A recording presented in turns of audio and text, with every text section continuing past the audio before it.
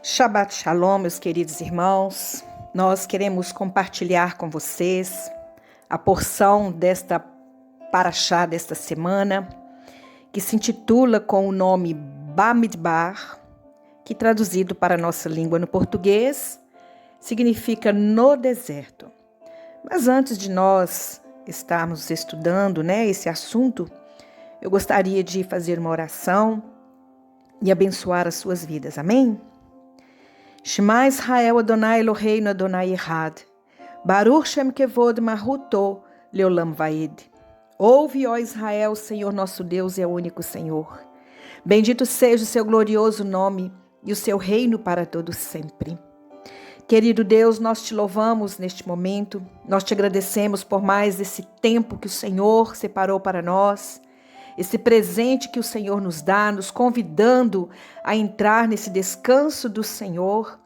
E nesse momento, ó Pai, nós queremos colocar nosso coração, os nossos pensamentos, as nossas preocupações, ansiedades, tudo diante do teu altar, porque nós queremos sim ter esse descanso que o Senhor tem separado para as nossas vidas. Eu quero te louvar, Pai, porque até aqui o Senhor tem nos ajudado, tivemos uma semana de grandes vitórias, de grandes livramentos. Por isso temos muitos motivos de te agradecer por termos chegado até aqui. E nesse momento, ó Pai, é quando nós vamos ministrar a tua palavra, pedimos que o poder do teu Espírito Santo venha nos inspirar, que o Senhor venha falar ao nosso coração, que o Senhor venha nos conceder essa graça, Pai, de receber a revelação do Senhor. Por isso, Pai, nós pedimos que nosso coração possa se elevar diante de Ti, para receber, ó Deus, as palavras que o Senhor tem para proferir para o Teu povo nesse dia. Também oro, Deus, pelas necessidades dos meus irmãos, por aquele que está enfermo ou que tem um parente, uma pessoa enferma em casa.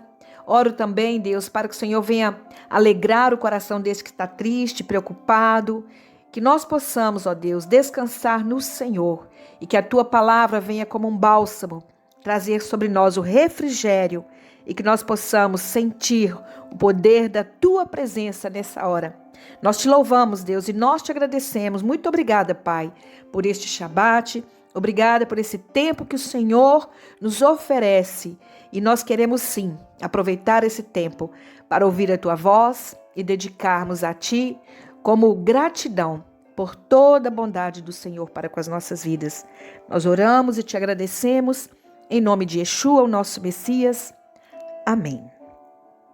Amém, meus queridos irmãos. Então, hoje nós vamos estar estudando a Paraxá Bamidbar, como nós falamos, que significa no deserto. Mas por que essa Paraxá ela se intitula como no deserto? Nós sabemos que a Septuaginta traduziu, o nome deste livro como Números, por causa da contagem das pessoas que entraram, no deserto, que passaram pelo deserto e que caminharam, desde a saída do Egito. Porém, o nome, ele leva o nome de Bamidbar porque o título, a palavra-chave desta porção, que encabeça o estudo, significa no deserto. Por quê? Porque a paraxá ela começa com o seguinte versículo que está em Bamidbar, Números, capítulo 1, que diz assim: Adonai falou a Moshe no deserto do Sinai, na tenda do encontro, no primeiro dia do segundo mês, do segundo ano, após a saída da terra do Egito. Ele disse: faça o censo de toda a assembleia do povo de Israel, segundo os clãs e as famílias. Registre os nomes de todos os homens com mais de 20 anos, sujeitos ao serviço militar em Israel. Você e Aharon enumerarão grupo a grupo. Leve com vocês de cada tribo o cabeça do clã. E aí começa a citar os nomes das 12 tribos de Israel. Por que Bamidbar, no deserto? Porque o deserto, na verdade, é um lugar desprovido de pessoas. E nós sabemos que as práticas dos egípcios, elas eram praticadas no Egito e o Senhor queria que Israel fosse livre de toda idolatria. Porque no deserto nós sabemos que é um lugar onde não tem nada, eles estariam ali vivendo na dependência do Eterno, porque eles saíram trazendo algumas coisas que eles conquistaram no Egito, mas o Egito é um lugar de idolatria, é um lugar onde o homem cultiva as coisas mais para a carne. Então o Senhor libertou Israel, livrou Israel fisicamente do Egito, para que eles pudessem ser libertos interiormente nesse momento que eles passavam pelo deserto. Porque o deserto não tem casas de tijolos, no deserto não tem luxo, no deserto não tem nada. No deserto tem Adonai.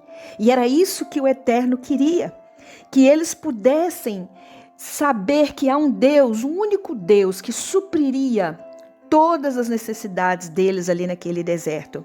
Assim como o próprio Yeshua disse, buscar em primeiro lugar o reino de Deus e todas as outras coisas te serão acrescentadas. O Eterno queria que o povo pudesse entender isso, de viver na dependência de Deus. E por isso nós sabemos que o deserto ele contribuiu para uma visão sobre a disponibilidade onipresente da própria Torá, que é a palavra de Deus. O Senhor queria revelar a sua palavra para o povo ali no Monte Sinai. Porém, se eles ficassem no deserto, envolto de tanta idolatria, tantos deuses, de tantas coisas da carne, da alma, eles não abririam seus corações. Mas foi necessário eles deixarem o Egito para que eles pudessem conhecer o Eterno no deserto. E é assim que o Senhor faz conosco. Muitas vezes Ele nos leva a um deserto, o Senhor nos leva a um lugar onde nós podemos aprender mais dEle, aonde nós podemos descobrir da grandeza dEle, aonde nós podemos aprender com a própria palavra dEle. E é isso que o Senhor deseja para mim, para você, que nós possamos sim conhecer o Senhor dentro daquilo que Ele é. Mas é interessante que a Torá ela foi dada no deserto. E a Torá nós sabemos que são as instruções de Deus. Deus tirou o povo do Egito, porque no Egito eles viviam as regras ali do Egito, né? Como nós no mundo vivemos as doutrinas do mundo. Mas o Senhor nos leva para o deserto para colocar a palavra dele, nos ensinar, nos educar, nos mostrar como nós devemos viver. E a Torá ela foi dada então por meio de ou dentro de três coisas. No caso aqui seria o fogo, a chuva e o deserto. E por que a Torá foi dada nesse contexto dessas três coisas? Lá em Isaías 55, versículo 1, responde para nós, porque lá diz assim: todos os que têm sede devem ir buscar água. Não tem dinheiro, deve ir e comprar e comer. Sim, venham e comprem vinho e leite de graça. Nós sabemos que o povo de Israel saiu da terra do Egito para ir para a terra prometida, a terra que nós sabemos que emana leite e mel. Mas no deserto é um lugar seco, um lugar onde só há vento, areia, onde não há plantações. Então, como que eles comprariam alguma coisa ali? Como que eles iriam adquirir alguma coisa ali? Na verdade, ali nós podemos entender que o que nós aprendemos é que essas três coisas são aquilo que Deus nos dá de graça. Assim como a própria palavra da Torá. O Senhor, Ele nos dá água de graça. O Senhor nos dá chuva de graça. O Senhor nos dá o fogo de graça. Então, nós sabemos que o deserto é um lugar para nós recebermos a graça. Há muitos que dizem que a graça foi dada no Novo Testamento, né? Mas, na verdade, a graça de Deus, ela sempre esteve presente desde que Deus criou o mundo.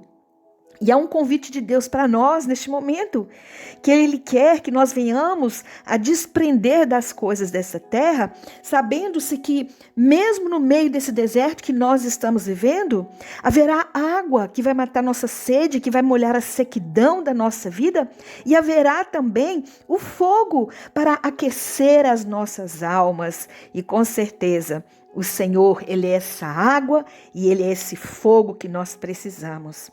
Mas o que a palavra aqui nesse contexto ela está nos ensinando?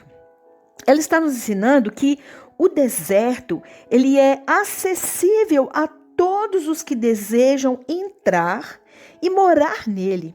Por quê? Porque o deserto não tem dono. Assim também, ninguém pode monopolizar o conhecimento da Torá ou cobrar pela sua disseminação. Ou seja, a palavra aqui está nos ensinando que Deus quis que o povo de Israel recebesse a Torá no deserto, porque assim como o deserto é um lugar que ninguém é dono, aliás, ninguém quer morar no deserto, ninguém quer possuir o deserto, ninguém quer ir para um lugar onde não é fértil. Mas nós entendemos que assim como o deserto é um lugar que ninguém é dono, a palavra de Deus também é a mesma coisa. Por quê? Porque a palavra de Deus, ela pertence ao eterno. E hoje nós vemos tantas pessoas querendo trazer a interpretação e dizendo, é assim, assim, assim. Deus falou comigo que é assim, assim, assim. Então aqui está nos ensinando que a Torá foi dada no deserto porque ela pertence ao eterno. A palavra dele e estar no deserto mostra também a insignificância da existência. E nós sabemos que somente a palavra de Deus, ela tem esse poder de mudar nossas vidas. Meus queridos e amados irmãos, nós sabemos dessa verdade. Num momento que nós estamos ali com uma enfermidade de morte, numa situação que inspira a morte, muitas vezes nós vamos valorizar às vezes as coisas materiais, mas quando nós estamos numa condição de morte, o dinheiro para a gente não tem valor, sabe? A gente começa a dar valor a outros contextos. E é isso que o Eterno quer fazer com que nós venhamos a entender que Ele deseja que dentro de nós a única inspiração que haja é a palavra dEle, é a palavra dEle dentro do nosso coração. É isso que o Senhor deseja, que eu e você possamos alimentar dessa palavra. E mesmo que o deserto esteja aí, nós possamos confiar que o Senhor está conosco. Mas o que nós podemos entender também? Que no deserto nós aprendemos a amar, temer e ser humildes. E o que nós podemos ver?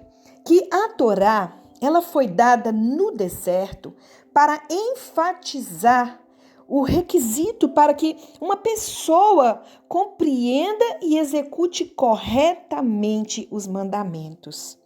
É tão maravilhoso pensar sobre isso, porque a Torá foi dada no deserto. Aliás, Adonai levou o povo para receber a Torá no deserto, porque é um ambiente desolado, um lugar solitário, é um lugar propício para toda a nação abandonar o exemplo de seus antigos e maus e malignos mestres, que eram mestres carnais, sanguíneos, dos quais eles viveram durante muito tempo no Egito, não é verdade? Então, nós podemos entender o seguinte, que no livro de Bamidbar, no versículo 47, vamos ler, está escrito o seguinte: os Levim, que são os levitas, porém, de acordo com o clã paterno, não foram contados no censo, pois Adonai disse a Moshe: não inclua o clã de Levi quando fizer o censo do povo de Israel. Em vez disso, encarregue os levitas, no caso os Levim, de cuidar do tabernáculo do testemunho, de seus utensílios e tudo o que lhes diz respeito. Eles devem transportar o tabernáculo e todo o seu equipamento, servir nele e acampar à sua volta. Quando o tabernáculo seguir adiante, os levitas deverão desmontá-lo e armá-lo no novo lugar.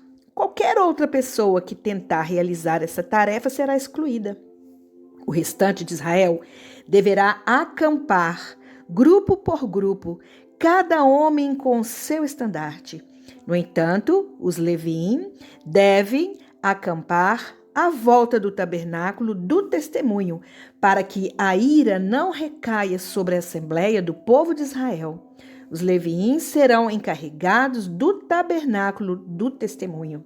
Isso é o que o povo de Israel realizou. Eles fizeram tudo o que Adonai ordenara a Moshe. Olha o que nós podemos ver aqui. Primeiro, aqui diz que os levitas não foram contados no censo, Por quê? Porque os levitas, eles foram separados para o serviço de Adonai. Porque a tribo dos levitas, eles foram os únicos que não participaram da adoração, Não contribuíram ali para a adoração do bezerro de ouro. E com isso, os primogênitos, eles perderam os seus direitos de primogenitura e no lugar deles entrou os levitas, porque eles tiveram um comportamento comprometido com o Eterno. Eles não se misturaram com a idolatria, porque isso é uma das coisas que o Eterno abomina. E com certeza no futuro o Senhor também, Ele há de separar aqueles que são verdadeiramente seus, aqueles que o adoram em espírito e em verdade, que não estão presos a outros ídolos. E qual que era a função destes que foram separados para servir a Adonai? E é tão interessante porque até nos dias de hoje nós sabemos que existem pessoas que o Eterno separou com o propósito de servir a Ele na sua casa. Então nós não podemos julgar aquelas pessoas que a gente pensa, mas fulano não trabalha, só fica pregando, só fica fazendo visita e tal. É porque ele tem um chamado. Deus chamou pessoas e separou e comissionou essas pessoas com um propósito para servir a Ele nessa terra, nesse tabernáculo terreno. Mas a função deles também era de cuidar do tabernáculo e de seus utensílios. Eles também fariam o transporte do tabernáculo, porque eles levariam a glória de Adonai. E para isso, eles precisariam ser homens ungidos, homens verdadeiramente separados para servir a Adonai, não é verdade? Então, nós podemos ver que eles tinham essa responsabilidade de trazer a glória de Adonai, mas também eles teriam que servir nele, ou seja, servir no tabernáculo, que era o lugar de maior convivência que eles teriam com o Eterno. É por isso que muitas pessoas, elas estão a serviço do Eterno. É o lugar onde elas mais passam, é no templo, porque é o lugar que eles buscam mais a presença do Senhor, estão ali a serviço do reino de Deus. Mas também os levitas, eles teriam que acampar ao redor do tabernáculo. Ou seja, eles não poderiam se distanciar do tabernáculo. Olha que coisa mais tremenda a função dos levitas. Eles eram separados para servir Adonai, eles teriam que trazer a glória de Adonai, eles também teriam que permanecer maior tempo da vida deles ali no tabernáculo e também não poderiam se distanciar. Está vendo a responsabilidade do nosso chamado? Está vendo como o Eterno ele está nos chamando hoje para também sermos como os levitas? E é interessante que os descendentes de Levi, eles não são incluídos, como falei, como os outros, porque eles são responsáveis pelo Mishkan, que é o tabernáculo, e, portanto, tem um estatuto especial dentro da nação para eles. Mas no capítulo 2, versículo 1 e 3, diz assim: Adonai disse a Moisés e Arão: o povo de Israel deverá acampar de acordo com seus clãs, cada homem com seu estandarte sob o símbolo do clã. Eles acamparão à volta da tenda do encontro, mas a certa distância dele. Os acampados a leste em direção ao nascer do sol estarão sob o estandarte do acampamento de Judá. Eles acamparão de acordo com grupos e as tribos e os líderes serão os seguintes. Aí vem a tribo de Judá, que vem aquele que seria como chefe, que é Nachshon, filho de Aminadab. Seriam 74.600. Isacar, tendo Natanael, o filho de Tzuar, com 54.400 homens. A tribo de Zebulun, encabeçando como chefe Eliav, o filho de Elon, com 57.400. O total aqui seria 186.400. E aí seria dividido esses grupos, né? Que teriam aqueles que encabeçariam aquelas tribos. Então, o que nós podemos ver aqui? Que Adonai, ele distribuiu os israelitas, cada um por suas tribos. E essas tribos teriam que estar agrupadas ao redor do Mishkan, ou seja, ao redor do tabernáculo. E esse arranjo militar de Israel, ele estava sendo organizado como um exército, né? Um exército em divisões e também em unidades, cada um com suas insígnias e organização interna. Agora, eles não estavam agrupados como escravos, mas como um exército fortemente organizado em suas viagens. Então, eles estariam ao redor do tabernáculo, eles tinham uma responsabilidade de trazer a glória de Deus naquele lugar, né? E eles estavam ali reunidos como uma comunidade. Porém, cada um tinha o dever de desenvolver o seu próprio caminho pessoal de espiritualidade. Ou seja, quando cada pessoa encontra a sua própria bandeira, ou seja, a sua missão pessoal dentro dessa estrutura judaica, e é assim que o povo de Deus vai encontrar a sua perfeição. Por quê? Porque nós temos que entender que Deus, ele trabalha em comunidade, mas ele trabalha também de forma pessoal. Você faz parte de um grupo, mas você tem o seu próprio encontro, você tem o seu próprio caminho, você tem a sua responsabilidade diante do Eterno. Porque se cada um quiser fazer a coisa de qualquer maneira, não há comunidade, não há unidade, Deus não pode trabalhar, né, numa casa dividida. Então, nós temos nosso relacionamento pessoal com o Eterno, mas o nosso relacionamento também ele está em conjunto com outras pessoas. E é tão interessante que a soma das 12 tribos ao redor soma-se um total de 603.550. O que nós podemos ver aqui? Porque foram divididos 4 grupos, né? Ao leste, ao oeste, norte, sul, né? Mas somando todos esses grupos, dava-se o total, então, de 603.550. É tão interessante que, se nós fizermos, né, desmembramos esse número aí e fazemos uma soma destes números, nós vamos encontrar o número 19.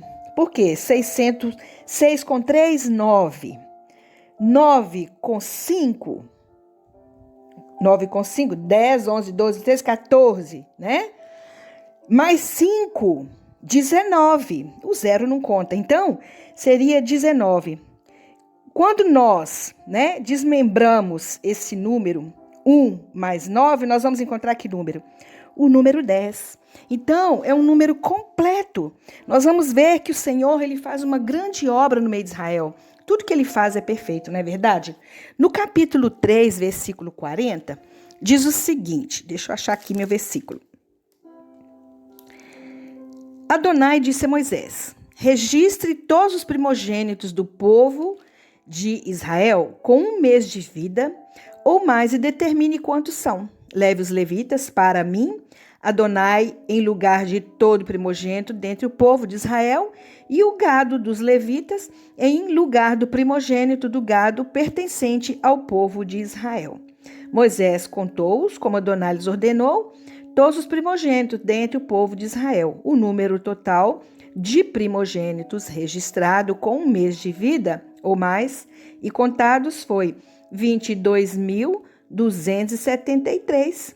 Que fazendo a gematria desse número, nós vamos encontrar o número 7. Interessante, né? O que nós podemos ver aqui?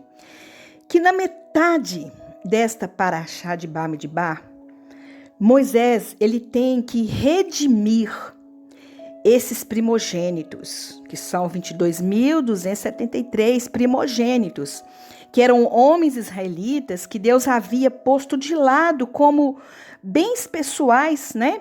Ao ferir os primogênitos egípcios, declarando: todo primogênito será consagrado a mim. Por quê? Lá no Egito, o espírito de morte passou, né, sobre as casas dos egípcios, e nós sabemos que ali morreu todos os primogênitos. Então Adonai pediu que todos os primogênitos de Israel que saíram do Egito e aqueles que haviam até nascido ali no deserto, né, de 1 ano para cima, que todos eles fossem contados e eles deveriam pagar, né, um valor para resgatar a vida daqueles primogênitos. E lá no versículo 44, nós vamos ver que Moisés ele cumpre o mandamento, oferecendo a Deus uma substituição em 2 partes, ou seja, eram 22.000 levitas, eles ficaram no lugar dos israelitas primogênitos, e o preço que foi pago foi 273, que seria pago com 5 ciclos de prata por cabeça. Então, esse ato de redimir o primogênito, ele é chamado de Pidyon Rabem, porque era para incluir todos aqueles que tiveram a sua infância roubada, porque viveram no Egito, né? Eles viveram uma vida totalmente fora do propósito, porque desde que Deus criou o mundo, ele sempre separou os primogênitos para ele, né? Os primogênitos de Adão, de Abraão, e assim sucessivamente. Então o Senhor pediu que resgatasse a vida dessas pessoas, desses primogênitos. E nós sabemos que Yeshua, ele foi o único primogênito que restou. E ao invés dele ser redimido, é ele quem nos redimiu pelo preço de morte, o preço do madeiro. Então nós podemos ver que os primogênitos, eles não foram totalmente plenos no seu propósito, né? Que Deus queria que o primogênito fosse separado. Por isso que os levitas tomaram o lugar deles. Mas Yeshua, ele é o resgatador, né? Ele é a moeda exata para os resgates de todos os primogênitos, e não só dos primogênitos, mas para todo aquele que nele crê, naqueles que confiar nele. Todos esses hoje são resgatados da morte e passamos da morte para a vida por causa do sacrifício de Yeshua, a cédula que foi paga pelo próprio Deus, o próprio Deus como Pai, né? Ele fez esse resgate pelas nossas vidas e Yeshua foi o preço que ele pagou. No capítulo 4, versículo 1, diz assim: Adonai disse a Moshe e a Aarão: façam o censo dos descendentes de Coate, que estão entre os descendentes de Levi, de acordo com seus clãs e família. Todos entre os 30 e os 50 anos de idade, eles integrarão os grupos que trabalharão na tenda do encontro. O que nós vemos aqui? Que os coatitas, eles eram descendentes também de Levi, porém, eles tinham deveres especiais. Por quê? Porque eram eles que trabalhavam na tenda do encontro. Eles trabalhavam dentro da tenda. Porque o Mishkan era um lugar de infinita santidade. Nós sabemos que o Mishkan era um lugar separado, não podia entrar qualquer um ali, né? Ele simbolizava o núcleo ético e espiritual do judaísmo. Então, este lugar, ele devia ter, como nós usamos o termo no hebraico de shomrim, ou seja, guardiões, assistindo e cuidando dela. Esses coatitas, a função deles era de guardar o tabernáculo. Eles tinham essa responsabilidade e é por isso que havia essa disposição ao redor do Mishkan, porque os sacerdotes, eles ministravam as tribos que o rodeavam, né? E que serviam para este propósito. E essa necessidade de guarda, né? De serem guardiões, não era a proteção de algum inimigo. Foi com o propósito de dar o quê? Kavod, né? Glória e honra àquele lugar especial. O que nós podemos ver? Que o Senhor também nos chamou para ser como os coatitas. nós temos que estar ao redor do tabernáculo, que é Yeshua, sabe? Porque nós vamos dar honra e glória a Yeshua, e como? Com o nosso comportamento, com a nossa santidade, com a nossa vida separada. Aí sim, nós vamos ter um comportamento que vai agradar ao Eterno. Por isso nós precisamos de viver uma vida mais justa, uma vida mais separada para o Senhor. E é tão maravilhoso saber disso, né? Que o Senhor nos separou para cuidarmos desse tabernáculo que é Yeshua. Nós levamos a glória dele, nós levamos a santidade dele e nós temos a responsabilidade de fazer com que o mundo veja, né, o poder de Deus, a manifestação de Deus através das nossas vidas. E é maravilhoso. Mas para a gente poder concluir essa paraxá é uma paraxá bem pequena, né? Conta-se que à noite do dia 24, equipes de sacerdotes, eles agiam como guardiões, ou seja, né, shorim, vigiando o templo.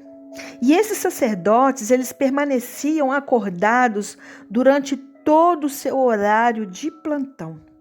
Quando o horário terminava, suas roupas sacerdotais eram tiradas e eles vestiam suas roupas de rua e iriam dormir humildemente no chão. E por que eles faziam isso? Porque todos os guardiões de um palácio do rei, que nunca se dão ao luxo de dormir em camas, ou seja, quando a pessoa que trabalhava, né, como guardião de um palácio, ele não se dava esse luxo de dormir em camas macias, mas eles dormiam no chão, porque eles demonstravam o papel deles como guardiões. Uma pessoa que dorme numa cama muito fofa, o que vai acontecer com ela? Ela vai dormir, roncar e vai dormir horas e horas e é perigoso não acordar tão cedo. Mas quando se dorme no chão, o que acontece? O chão é duro, não é verdade? É difícil você passar uma noite inteira deitado no chão. Mas quando nós fazemos isso, nós estamos demonstrando que nós estamos em vigia, que nós estamos de prontidão. É apenas um momento para a gente dar uma relaxadinha, sabe? Mas aqueles que são chamados pelo Senhor, aqueles que verdadeiramente se dispõem a servir o Senhor no seu tabernáculo, que é esse templo, que é esse lugar maravilhoso que honra o nosso Rei, nós também temos que ser como esses sacerdotes guardiões. E o Senhor está chamando nesses dias pessoas, homens e mulheres, que possam guardar o tabernáculo, que possam preservar a santidade de Yeshua, porque nós seremos contaminados com a santidade dele, e nós precisamos de estar nessa posição, sabe? Porque estes guardiões, estes shorim, né?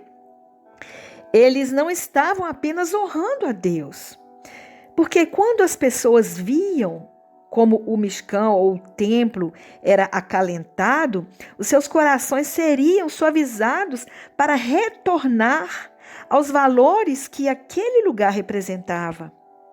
Então, nós também somos como estes guardiões, os guardiões da nossa vida, da nossa família, dos nossos irmãos, dos nossos vizinhos e do templo, da casa do Senhor. Nós precisamos de saber que fomos contados pelo Senhor, fomos separados, sabe? Aqueles que foram separados para o serviço do Eterno, Ele deu para eles coisas específicas para estar mais próximo dEle. Olha que coisa mais linda! O Senhor chamou pessoas especiais para estar mais próximo dEle, para servir a Ele de mais perto. Imagina você ter um relacionamento mais profundo com o Senhor. Então, amados, é uma chamada de Deus para nós neste momento. O Senhor te chama para você guardar o tabernáculo. E esse tabernáculo é a sua vida. Esse tabernáculo é você também. Mas dentro desse tabernáculo, há o Ruach, ao Espírito de Deus que habita. Então, você e eu precisamos de ser guardiões da nossa vida para preservar a santidade de Deus que está dentro de nós, a santidade de Deus que está na vida da nossa família. Nós precisamos de nos posicionar nesses dias como vigias, porque nós sabemos que muito em breve o tabernáculo celestial ele vai descer. E nós vamos contemplar, mas se nós não fazemos isso hoje, mesmo que de forma espiritual, nós estamos aqui em treinamento, sabe? Nós temos que imaginar as coisas eternas, porque as coisas eternas não se discernem pela carne, mas pela visão do coração. E é por isso que o Senhor nos chama, porque essa porção, ela está nos ensinando a ser um bom shomer, né? Você já ouviu falar o termo Shomer Israel? Esse termo Shomer Israel vem da palavra Shaddai, o nosso El Shaddai. O Eterno, ele é o Deus, né? Que ele é o Senhor dos portais, é o Senhor que guarda a nossa entrada, que guarda a nossa saída. Ele está sempre à frente da nossa vida. É tão maravilhoso pensar que o Eterno, ele, além de ser o nosso Deus, o nosso Pai, o nosso amado, ele é aquele que guarda a nossa vida, ele é aquele que vigia pela nossa vida. Então, meus amados, nós temos que dar honra, nós temos que viver uma vida de maneira kavod, uma vida gloriosa, uma vida que honra, né, as nossas causas e que suaviza os corações de todos aqueles que nos veem. As pessoas precisam ver Deus em nós. As pessoas precisam saber que Deus está em nossas vidas. Por isso, eu quero terminar essa porção orando pela sua vida. Eu quero orar por você e agradecer ao Eterno, porque eu sei que grandes coisas Ele tem para fazer em nossas vidas. Amém? Senhor nosso Deus, muito obrigada pela Tua palavra. É uma palavra curta, mas que pode, Deus, transformar a nossa vida. Que nós sejamos contados, ó Deus, que nós possamos estar na lista daqueles que são contados, porque vai chegar o dia que o Senhor vai abrir a sua listagem e lá estará o nosso nome e Ele vai nos chamar pelo nome e vai dizer: vinde benditos do meu Pai.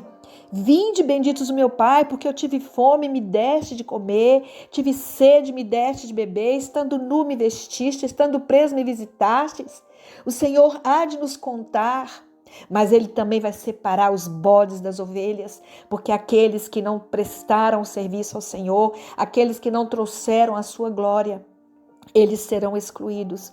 Por isso, Deus, nós queremos te pedir que o Senhor use as nossas vidas, que o Senhor transforme as nossas vidas, que o Senhor faça de nós, Pai, verdadeiros servos do Senhor. E nós queremos ser como esses levitas, essa tribo que foi contada pelo Senhor, essa tribo que verdadeiramente serviu o Senhor no deserto e que nós possamos nesse deserto da nossa vida estarmos separados para te servir, levando a sua glória no lugar aonde o Senhor escolher e que nós não saiamos de perto do Senhor, que nós possamos permanecer sempre agarradinhos no Senhor para levar a tua glória a essa terra.